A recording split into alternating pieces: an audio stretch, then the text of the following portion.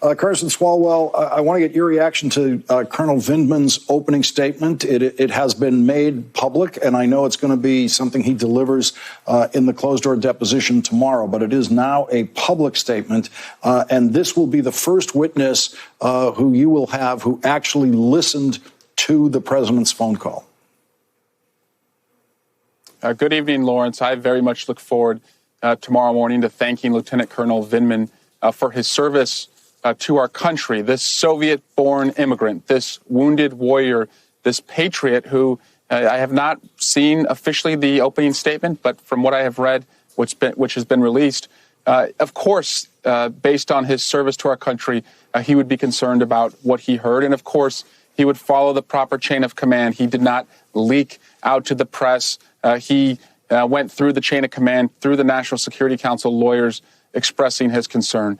And it really will be people like him who have come forward, who have followed lawful subpoenas, done their duty, that will aid our investigation. People like Ambassador Yovanovitch, people like Ambassadors McKinley and Ambassador Taylor, who have provided so much color to this investigation. And to my Republican colleagues who have heard this testimony, if they have sat through it, I ask, can you hear them now? And will you hear them now? And Congressman, this is your first opportunity to question someone who actually listened to the phone call, which means it's the first opportunity to check the veracity of the rough transcript of that phone call released by the White House. That so-called transcript has ellipses in it a few times. Is that something that someone will zero in on and ask him, does he recall if there were any additional words spoken, especially in those spaces that are just represented by a ...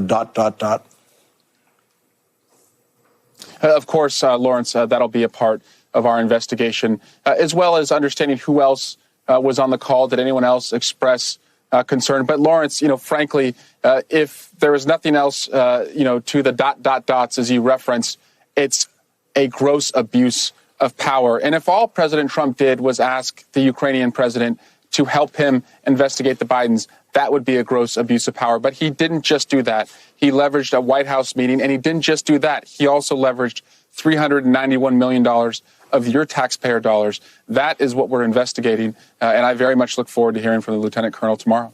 There seems to be a conflict in Colonel Vindman's testimony and Ambassador Sondland's testimony. There seems to be a very sharp conflict between Ambassador Bill Taylor's testimony and Gordon Sondland's testimony. One member of the committee who listened to these testimonies said on this program that he believes that Gordon Sondland could easily face perjury charges the way this investigation is going. Is Gordon Sondland in more trouble tonight as a result of Colonel Vindman's testimony?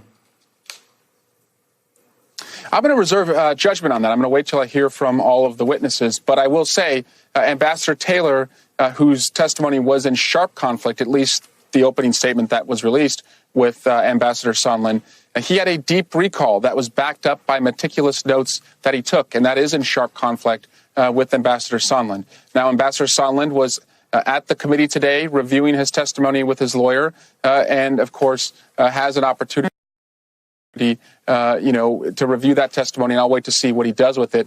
But people like Fiona Hill also, as you saw in her testimony, have corroborated what Ambassador Taylor and others have said, and it seems to be that the arrows continue to point toward a shakedown ordered by this president, two sharp lines to Rudy Giuliani and Ambassador Sondland to have the Ukrainians, at the president's direction, investigate his political opponents in exchange for a White House meeting and security assistance. Congressman Swalwell, let me just go over that review of testimony for Ambassador Sondland. Now, that is an offer that's made to witnesses when they testify under oath in depositions like this by your committees, that they can have an opportunity to review their testimony.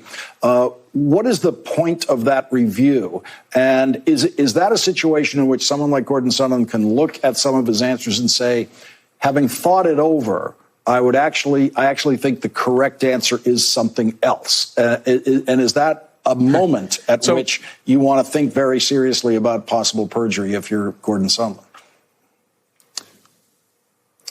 Well, I hope he thought about that before he testified, Lawrence. But, it's not an opportunity to change the answer. It's really to make sure that the court reporter, the stenographer, accurately, was able to capture your words. It's for, technical changes or to clarify where something may be unintelligible. There's other ways for him to clear up his testimony if he wanted to do that, but it's not to change what the stenographer has taken down. And I just want your viewers to know, Lawrence, that it's not just the ambassador who's able to review those transcripts.